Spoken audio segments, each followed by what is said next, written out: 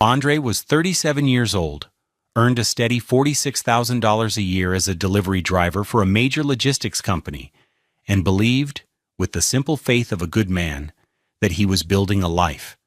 He wasn't building a mansion or a stock portfolio. He was building something far more important.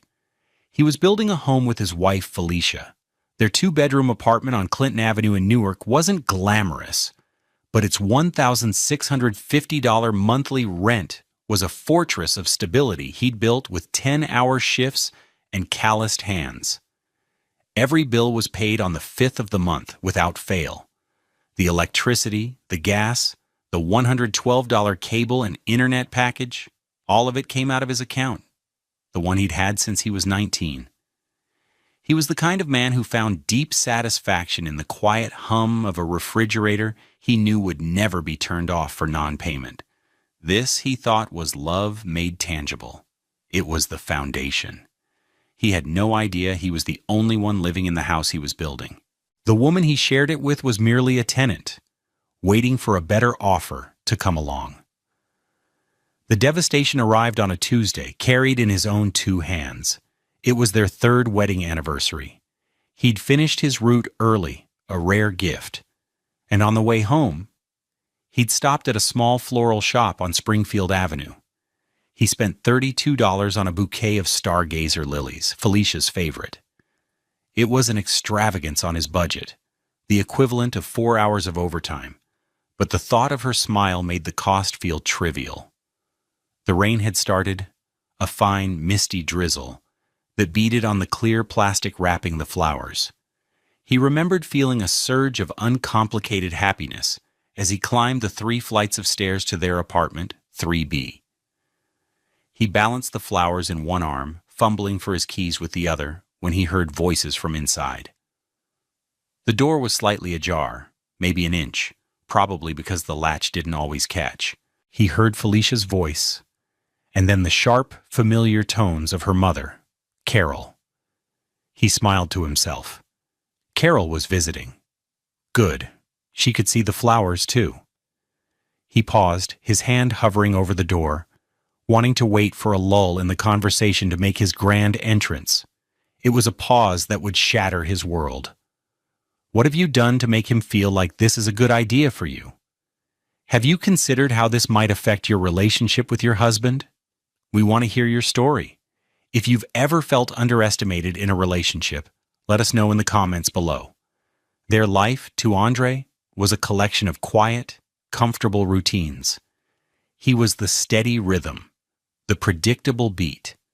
He woke up every weekday at 5:15 a.m., the alarm on his $45 Casio digital watch beeping softly so as not to wake Felicia.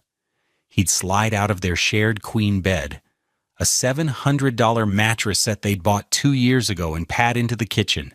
The floor was cool linoleum, a cheap imitation of hardwood. There he'd start the coffee, using the $80 Mr. Coffee machine he'd gotten her for Christmas. He'd pack his own lunch, usually leftovers from the dinner he'd cooked the night before, into a worn blue cooler bag. By 6 a.m., he was out the door, climbing into his 2014 Honda Civic. It had 145,000 miles on it, a small dent on the rear passenger door from a runaway shopping cart, and the unwavering reliability of a loyal friend. It was paid off. That fact was a source of immense pride for Andre, a concrete achievement. He drove the 7 miles to the distribution center, listening to the morning talk radio, feeling a sense of purpose. He was a provider. He kept the lights on. Felicia's life operated on a different schedule. She was an administrative assistant at a downtown law firm, a job that paid $52,000 a year, slightly more than him. She woke up around 7:30 a.m. after he was long gone. She'd drink the coffee he'd made, shower, and spend an hour on her hair and makeup. Her side of the closet was a testament to her aspirations. It was filled with brands Andre only knew from the glossy magazines she left on the coffee table. A $350 Michael Kors handbag she'd bought on sale, a pair of $600 Stuart Weitzman boots she'd saved for months to buy, a $400 trench coat from a brand he couldn't pronounce. His side of the closet held his work uniforms, a few pairs of jeans, and one gray suit he'd bought for $250 for their wedding. When he came home around 5:30 p.m., tired and smelling of diesel fumes and cardboard, the first thing he did was start dinner. He was the cook. He found a simple joy in it, in turning a pound of ground beef and a box of pasta into a meal. Felicia would usually arrive an hour later, stepping into the apartment with a sigh, dropping her expensive bag on the chair. What's that smell?" she'd ask, not unkindly, but with a note of something he could never quite place. It wasn't disgust, more like evaluation. "Just browning some onions for the sauce," he'd say, stirring the pan with a wooden spoon. She would come over, peer into the pot, and nod. "Smells hearty." It was her word for his cooking. Not delicious, not amazing, hearty. It was a compliment that felt like a judgment, a verbal pat on the head for the simple, working man. Their evenings were spent on the couch, a gray sectional they'd bought on a payment plan from a local furniture store for $1,200. She'd scroll through her phone, looking at influencers in Paris or Dubai, their lives a galaxy away from this apartment in Newark. He'd watch a basketball game, the volume low. He'd rub her feet, her skin soft from the $40 lotion she used. He loved these small acts of service. They were his language. He'd fix the leaky faucet under the sink with a $15 wrench and a YouTube video. He'd assembled every piece of their IKEA furniture. He'd been the one to negotiate with the landlord to get a new air conditioning unit when the old one died last summer. The lease, the utility accounts, the internet bill, it was all in his name.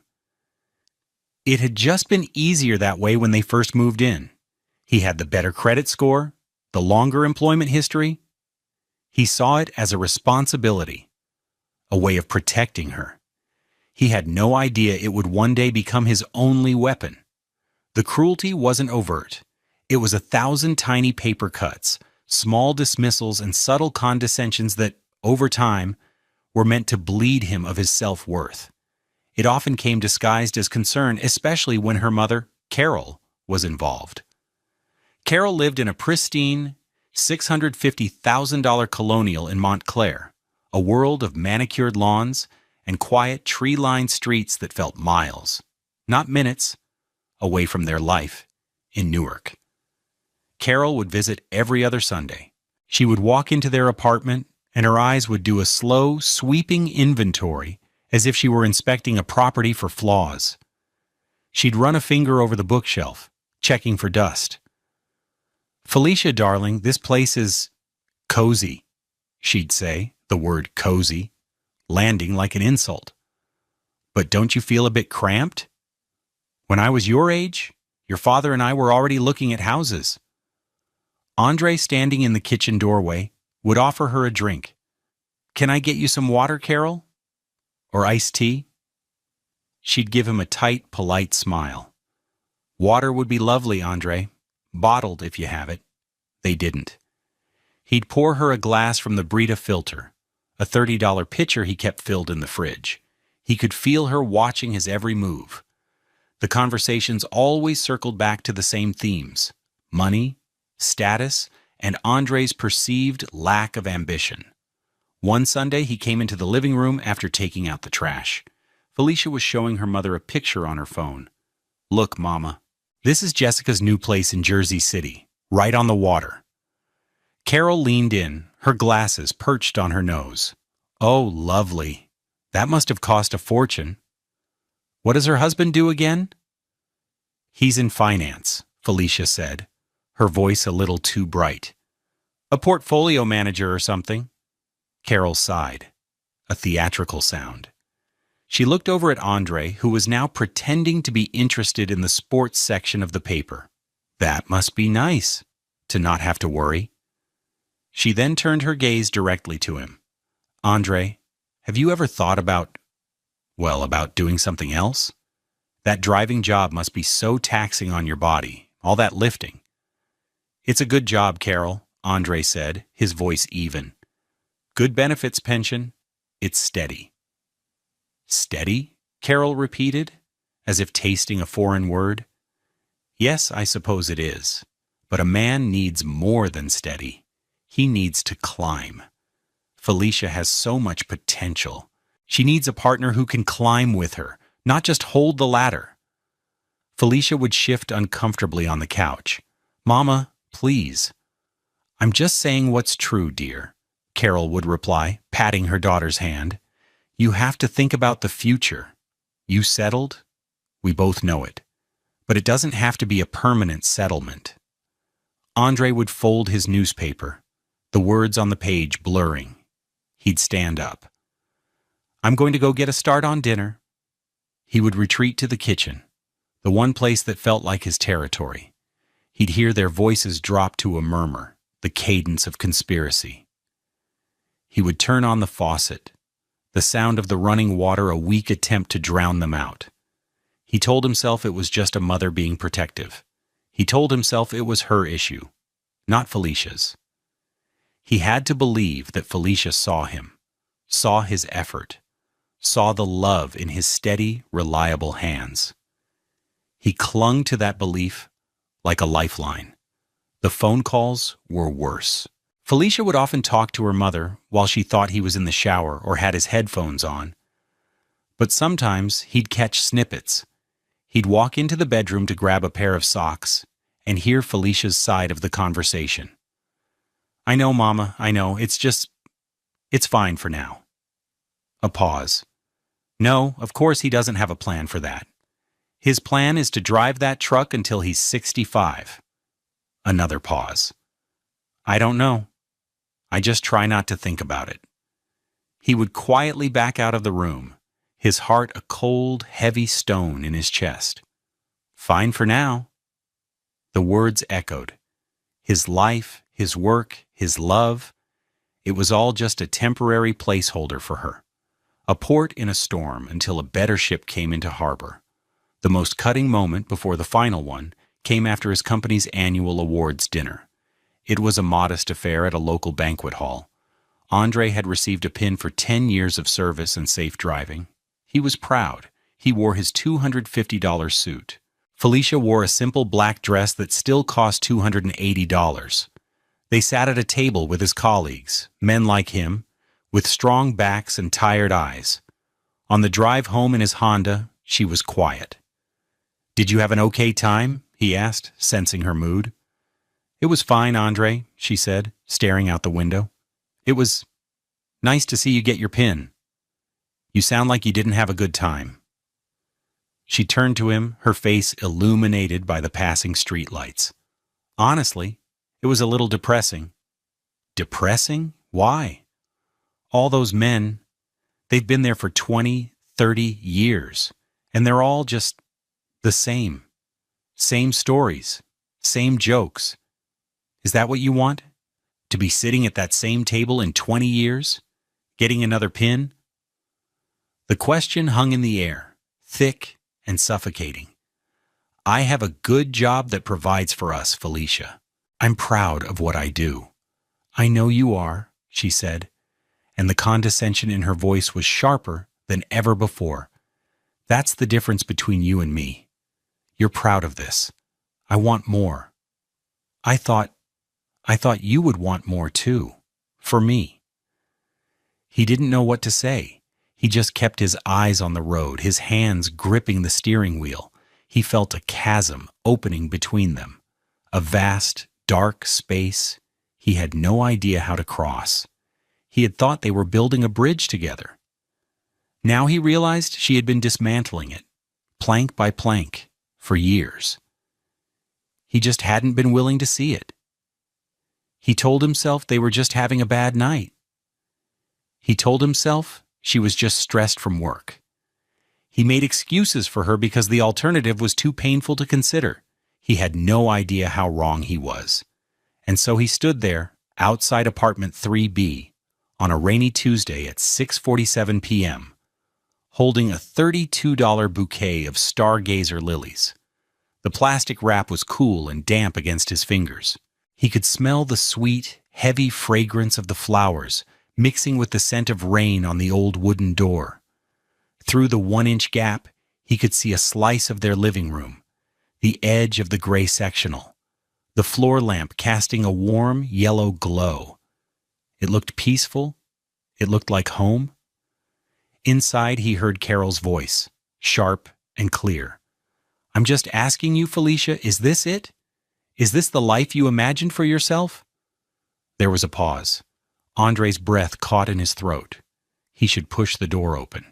He should walk in, smiling, and present the flowers, shattering the tension with his simple, loving gesture.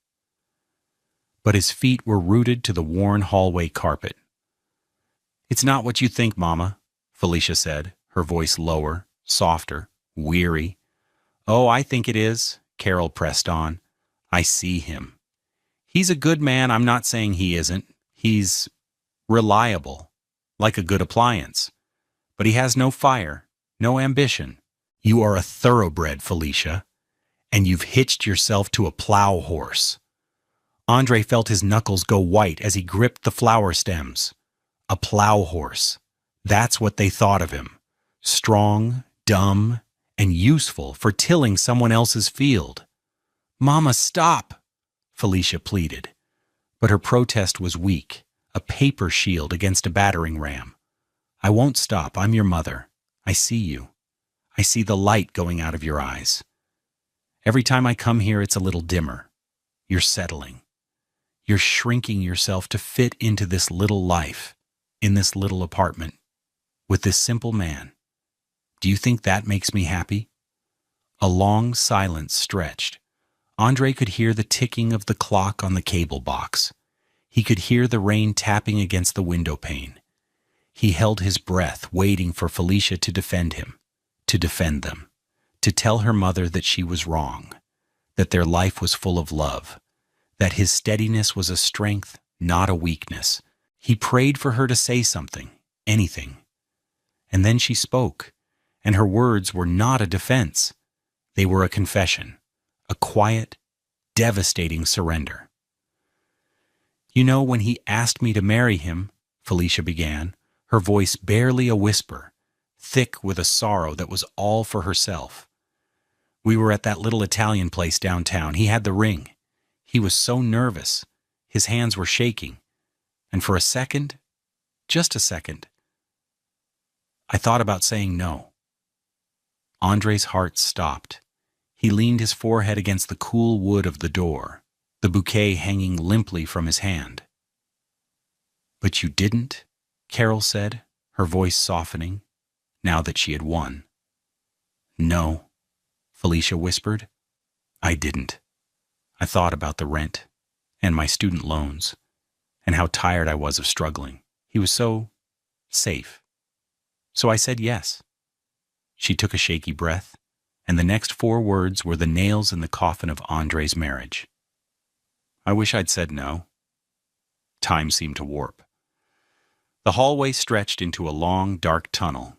The voices inside faded into a dull roar.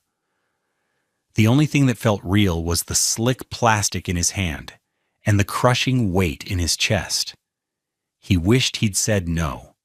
She had built their entire 3-year marriage on a foundation of convenience and regret. His love, his work, his protection. It wasn't a home to her. It was a shelter. And she was tired of the rain. Slowly, carefully, Andre took a step back, then another. He moved with the silence of a ghost, his work boots making no sound on the carpet. He turned and walked down the 3 flights of stairs, his legs feeling like lead. He didn't run. He didn't make a sound. The rage and the pain were so immense, so absolute, that they had become a strange, cold calm. He walked out of the building and into the rain. He didn't have a jacket. The cool drops soaked his shirt, but he barely felt them. He walked to the corner, to the overflowing public trash can, and he gently placed the $32 bouquet of stargazer lilies on top of a pile of discarded coffee cups and newspapers. He looked at them for a moment, beautiful and vibrant and utterly meaningless. Then he turned and walked away, with no destination in mind. He just walked, letting the rain wash over him, feeling nothing at all. For the next 3 days, Andre became the greatest actor of his life. He returned to the apartment an hour after he'd left, long after Carol's car was gone. The rain had soaked through his uniform, and he used it as his excuse. "Sorry I'm late," he said. Stepping through the door he now saw as a crime scene. Got held up, and then the rain started coming down in sheets. Had to wait it out in the truck. Felicia was on the couch, scrolling through her phone. She looked up, her expression unreadable. "Oh, I was starting to worry. Did you eat?" "No, not yet," he said, his voice a perfect imitation of his normal, tired self. He took off his wet boots by the door. "You want me to make something?" "I already ate. I had some leftover chicken," she said, her eyes already back on the glowing screen of her $1,200 iPhone. There was no mention of her mother's visit, no hint of the conversation that had detonated his entire reality. To her, it was just another Tuesday. To him, it was the end of the world. He said he was too tired to eat and went to take a shower. He stood under the hot water for 20 minutes, his back to the spray, and let the water mix with the silent tears streaming down his face. He made no sound. He felt the grief as a physical pressure, a hand squeezing his heart. But underneath the grief, something else was taking root. A cold, hard resolve. She had called him a plow horse. She thought he was simple. She had made a critical mistake. The next day, Wednesday, he went to work and performed his duties with robotic precision. He lifted boxes, scanned packages, and drove his route. But his mind was somewhere else, entirely. During his lunch break, he sat in the driver's seat of his truck in a parking lot and pulled out the folder he kept in his glove compartment. It contained all their important documents. The lease for apartment 3B, a 12-page document he had read and signed himself. His name, Andre Williams, was the sole name on the line marked lessee. Felicia was listed only as an occupant. He read the clause about lease termination. 60 days notice required, or a penalty equal to 2 months' rent. The penalty was $3,300. He could afford it. It would hurt, but it was a price he was willing to pay for his freedom. He then pulled out the utility bills. The electric bill, averaging $95 a month. The gas bill, around $50. The internet and cable, $112. All of them were in his name, linked to his bank account for automatic payment. He had set it all up to make her life easier. He'd wanted to be the man who handled things, so she wouldn't have to worry. The irony was a bitter pill. He had built the cage, and now he was simply going to walk out and lock the door behind him. On Thursday, he called in sick to work for the first time in 3 years. He told Felicia he had a stomach bug.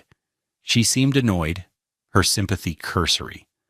"Well, try to rest," she said as she left for work, her $350 handbag slung over her shoulder. "I have a big meeting today, so I can't be late."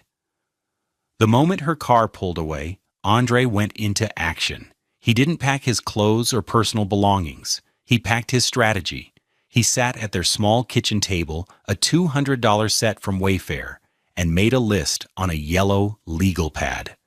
1. Landlord, give notice. 2. Electric company, schedule service termination. 3. Gas company, schedule service termination. 4.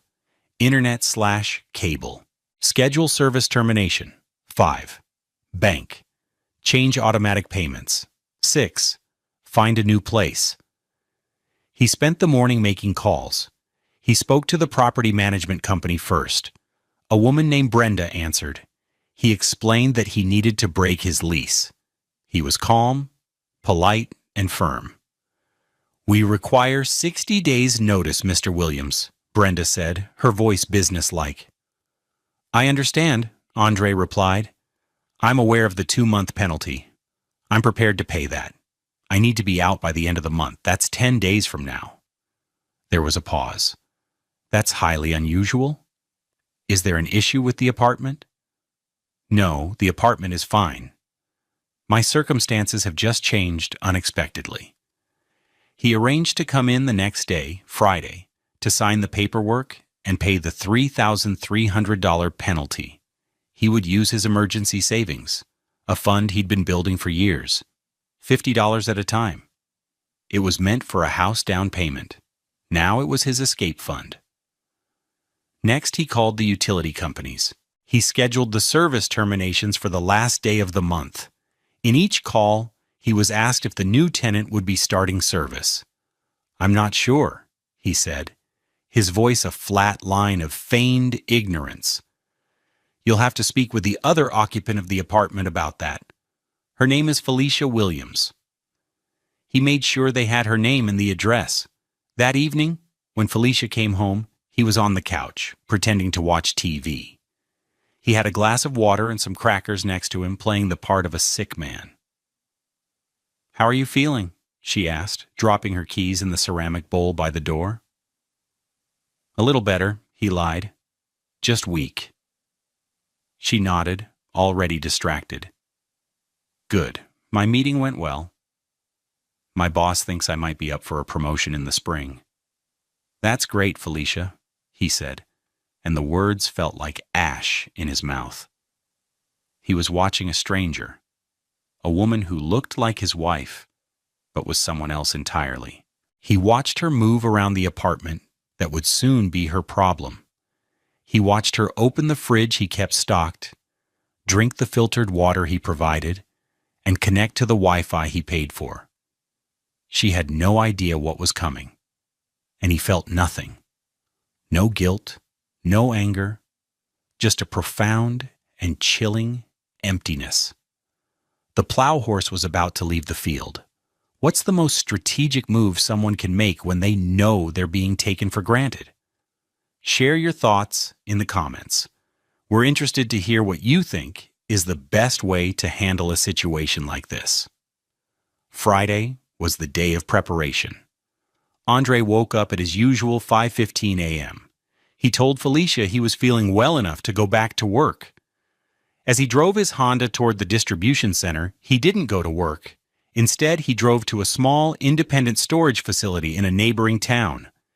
He paid $120 in cash for a 10-by-10 unit for 1 month. He received a key and a gate code. Then he went to the property management office, a small, sterile space in a downtown building. He met with Brenda.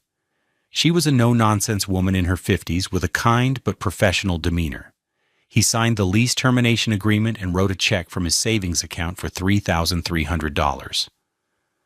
As he handed it to her, she looked at him with a glimmer of sympathy. I hope everything is all right, Mr. Williams. You've been a model tenant for 3 years. Thank you, Brenda. Things are just changing, he said. Will Mrs. Williams be signing a new lease? She asked. Andre paused. This was the critical moment. I'm not sure what her plans are. My legal obligation to this apartment ends at midnight on the 31st. I imagine you'll be in touch with her to discuss her options. He kept his tone neutral, as if discussing a business transaction. He was simply a lessee ending his contract. What happened to the other occupant was not his legal concern. He knew, however, that the company would require her to reapply, and without his income and credit score, and with the rent likely increasing for a new lease, she would be in a very difficult position. He spent the rest of the day acquiring supplies. He bought 20 moving boxes, a roll of packing tape, and a black marker from a Home Depot for $78. He then went to a U-Haul rental center and reserved a 10-foot truck for the following Monday, the 30th. The cost would be $29.95 plus mileage. He got home at his usual time, the boxes hidden in the trunk of his car. Felicia was in a good mood. Her boss had praised her work. She suggested they order takeout to celebrate. I'm not sure my stomach is ready for that, he said, maintaining his cover. You go ahead, I'll just have some toast. Oh, come on, Andre, live a little, she said playfully, nudging his shoulder. Let's get that Thai place you like. He looked at her, at this woman who could so easily compartmentalize her life. She could tell her mother she wished she'd never married him, and then, days later, suggest they share a meal as if nothing had happened. The casual cruelty of it was breathtaking. Okay, he said, his voice quiet. Thai sounds good. They ate dinner sitting on the couch, watching a show she liked. He ate his pad see ew, the noodles feeling like cardboard in his mouth. He answered her questions. He laughed at the right moments. He was a ghost in his own life, simply waiting for the moment he could finally disappear. On Saturday and Sunday, he began the silent process of packing. He did it while she was out, at the gym on Saturday morning, getting a manicure, and then visiting her mother on Sunday afternoon. He moved with quiet efficiency. He packed his clothes, his books, his few personal belongings. He was careful to only take what was unequivocally his: the gray suit, the Casio watch, the framed photo of his late mother, the tools he kept in the hall closet. He labeled each box with a black marker: clothes, kitchen, his, bathroom, his. He left everything they had acquired together: the $1,200 sectional couch, the $700 queen bed, the dining table, the 55-inch television. He had paid for most of it, but he didn't care. They were just things. He wanted nothing that would remind him of this life. He moved the packed boxes into the back of his Honda Civic, making multiple trips to the storage unit he'd rented. The apartment slowly began to look emptier, but in a way that wasn't immediately obvious. A few books gone from the shelf, a missing jacket from the hook by the door, small voids. Felicia, wrapped up in her own world, noticed nothing. By Sunday night, his entire life was reduced to 10 cardboard boxes in a storage unit and a small duffel bag with a few days' worth of clothes hidden in the trunk of his car. He had found a small furnished room for rent on Craigslist in a quiet neighborhood on the other side of the county. It was $600 a month, all utilities included. He had met the owner, an older man named George, and paid the first month's rent and a security deposit in cash. He was ready.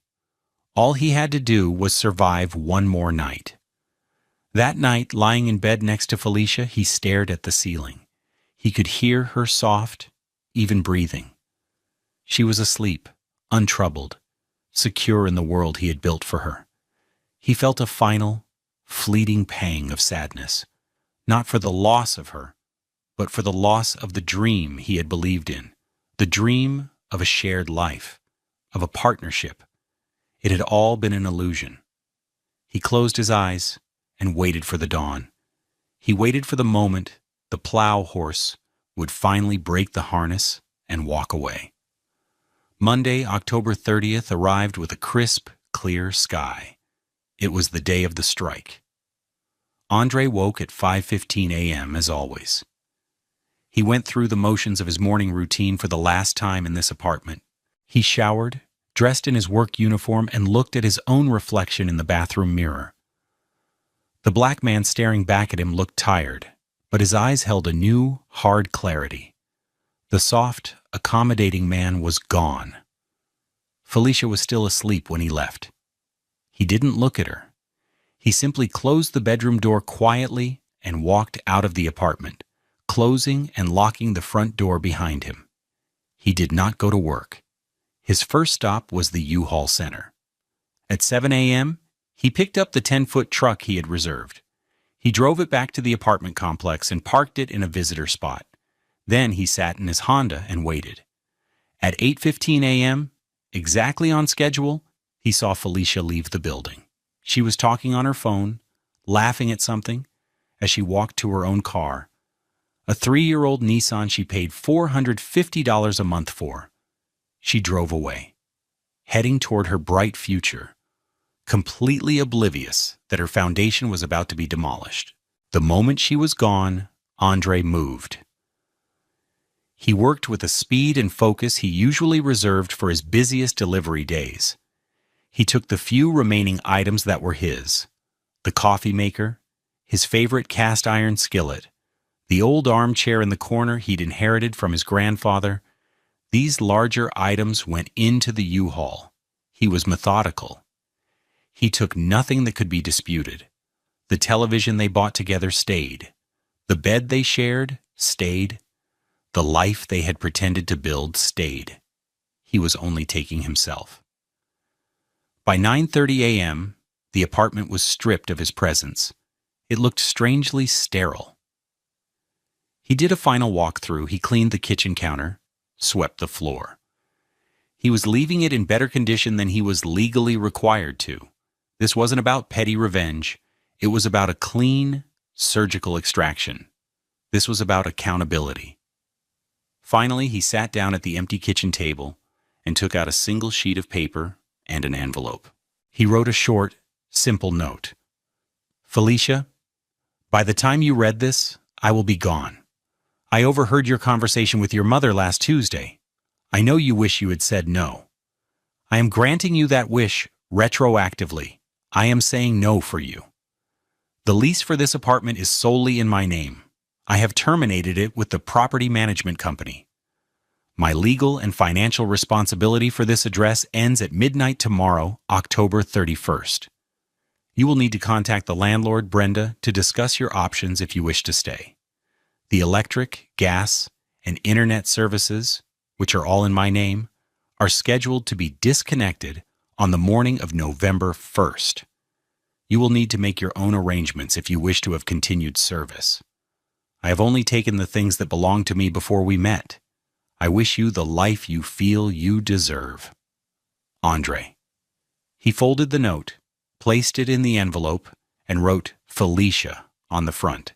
He propped it up against the salt shaker in the exact center of the kitchen table.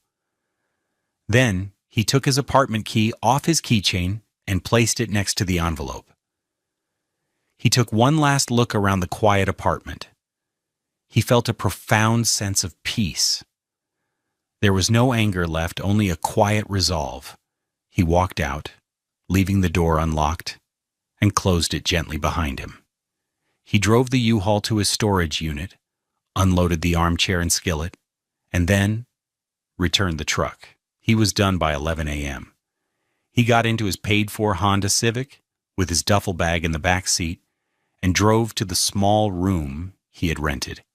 His new life. It wasn't much, but it was real. And it was all his. He turned his phone off. He knew what was coming. The storm would break around 6:30 p.m. when she got home. He wanted to experience it not as a participant, but as a silent observer. Long after the thunder had faded, he would turn his phone back on the next morning. For now, he just wanted quiet. The consequences began to cascade the moment Felicia walked through the door of apartment 3B at 6:38 p.m. She noticed the silence first. Usually Andre would be home, the television on, the smell of dinner cooking. Tonight there was nothing. The apartment was still and quiet. Andre? She called out, dropping her $350 handbag on the chair. No answer. She walked into the kitchen and saw the envelope on the table. Her brow furrowed in confusion. She picked it up, saw her name, and opened it. Her eyes scanned the short, terse lines. The color drained from her face. She read it again, her mind refusing to process the words. I overheard your conversation. Lease terminated. Utilities disconnected. It didn't make sense. Simple, steady Andre didn't do things like this. He was the plow horse. Plow horses didn't just walk away. Her first reaction was disbelief, then a flash of anger. How dare he? She pulled out her iPhone and dialed his number. It went straight to voicemail. Andre, call me. I just read your ridiculous note. This isn't funny. Whatever you think you heard, you're wrong. Call me right now. Her voice was sharp, commanding. She tried again. Straight to voicemail. "Andre, I swear, if you don't pick up this phone, you're going to regret it. You can't just walk out. We have a life together. You have responsibilities." She paced the apartment, the letter trembling in her hand. She looked around and began to notice the small, empty spaces. His worn armchair was gone. The coffee maker was missing. His jackets were gone from the closet. Panic began to set in, cold and sharp. This was real. She called her mother. "Mama, Andre's gone," she said, her voice cracking. "What do you mean, gone?" Carol asked. Felicia read her the note. There was a long silence on the other end of the line. "Well?" Carol said finally, her voice betraying a hint of shock. "I didn't think he had it in him." "What am I supposed to do?" Felicia cried. "The lease, the bills, everything's in his name. It says the power is going to be shut off." "Don't panic, darling," Carol said, but her voice lacked its usual commanding tone.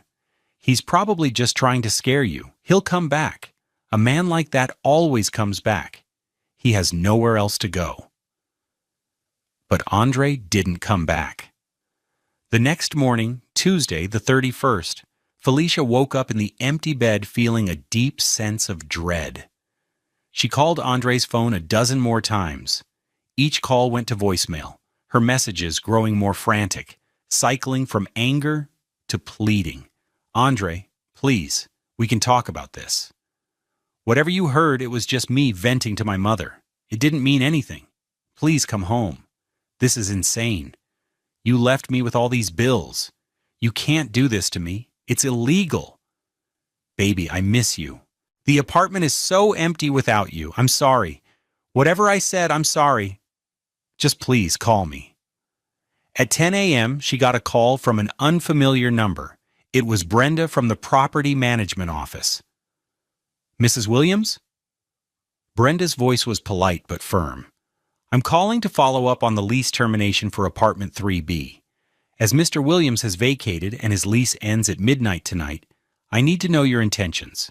Do you plan to vacate the premises, or would you like to apply for a new lease?" "A new lease?" Felicia stammered. "Yes. The rent for a new one-year lease on that unit will be $1,800 per month. You'll need to fill out an application. We'll run a credit and background check. And you'll need to provide a security deposit of $2,700 plus the first month's rent upon signing." Felicia's head spun. The rent was going up by $150, and she needed to come up with $4,500 immediately. I can't do that right now." "I understand," Brenda said, her tone unsympathetic. "In that case, we will need you to vacate the apartment by noon tomorrow, November 1st, so we can prepare it for the next tenant. If you fail to do so, we will have to begin eviction proceedings." The word eviction hung in the air. Felicia felt sick. She hung up the phone and immediately called her mother, sobbing. "Mama, they're going to evict me. I have to be out by tomorrow. And the rent is more. I need to come up with almost $5,000. "Now calm down, Felicia," Carol said. "That's ridiculous. Let me call them." An hour later, Carol called back, her voice strained. "They won't budge, and they said they won't accept me as a co-signer unless I'm also living there. Darling, I can't give you $5,000 right now. Your father's medical bills, the property taxes, we just don't have it liquid." The final blows came the next morning. At 9:02 a.m. on November 1st, the lights flickered and went out. The Wi-Fi died. The apartment was plunged into a cold, silent twilight. The power was gone. A few hours later, a notice was taped to her door. A bright orange sticker from the gas company, stating that service had been suspended for a change in account holder. She had no electricity, no heat, no hot water, and no internet. She was a stranger in a cold, dark apartment filled with furniture she couldn't move and responsibilities she couldn't handle. The safe, stable world Andre had built around her had been dismantled in less than 72 hours, and she was left alone in the wreckage. 1 year later, Andre sat in the driver's seat of his own van, a 2018 Ford Transit he had bought for $18,500 in cash. The engine hummed with a steady, reliable rhythm. The side of the van was painted with a simple, professional logo: A. Williams Courier and Delivery. Reliable, on time. Every time. He had spent the first few months after leaving living in that small, rented room, working his old job and saving every single penny. He worked overtime shifts, weekends, holidays. He ate simple meals and lived a monastic life. The $46,000 salary that Felicia and her mother had scorned became his engine of liberation. He saved nearly $20,000 in 8 months. It was the hardest he had ever worked in his life, but for the first time, he was working for himself, for his own dream. He'd quit his old job 2 months ago and started his own business. He began small, with contracts for local bakeries delivering wedding cakes and florists delivering large arrangements. His reputation for being meticulous and reliable, the very qualities Felicia had dismissed as uninspiring, made him invaluable. Word spread. Now he had a regular contract with a local art gallery, transporting delicate paintings, a job that required trust and a steady hand. He was making more money than before, but that wasn't the point. The real profit was the quiet pride he felt at the end of each day. He was building something again, but this time, he was building it for himself. His phone buzzed. It was a text from Sarah, a woman he had met at a community garden where he volunteered on Sundays. She was a school teacher with a warm smile and kind eyes. Her text was simple: "Thinking of you, hope you're having a good day." He smiled and texted back, "It's a great day. See you Sunday." He had heard through the grapevine what had happened to Felicia. She'd had to move in with her parents, putting most of her expensive furniture into a costly storage unit. The eviction filing had damaged her credit. Without Andre's steady income subsidizing her lifestyle, she was struggling under the weight of her car payment and credit card debt. She had been forced to sell the $600 boots and the $350 handbag on a consignment app for a fraction of what she paid. She had lost her comfortable apartment and her financial stability. She had gotten the life she deserved. Andre felt no joy in her struggle, only a distant, sad sense of justice. Her downfall was a direct consequence of her own choices. He had not sought revenge, he had simply sought peace. He had refused to be the plow horse in someone else's field any longer.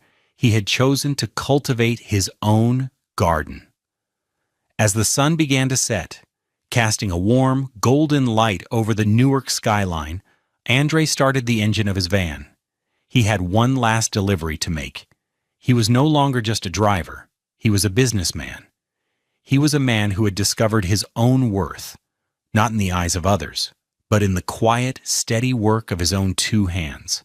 True wealth isn't about what you have, but about what you build. It's not about the price tag on your possessions, but the value of your character. Andre had been underestimated, seen as simple and steady, but he learned that a foundation of reliability, when built for yourself, is the strongest one of all. It can't be shaken, it can't be terminated, and it is the platform from which a truly rich life can be launched. If you've ever had to start over and build a new life for yourself, we'd be honored to hear your story in the comments. Your journey could be the inspiration someone else needs to see today. Thank you for being a part of our community.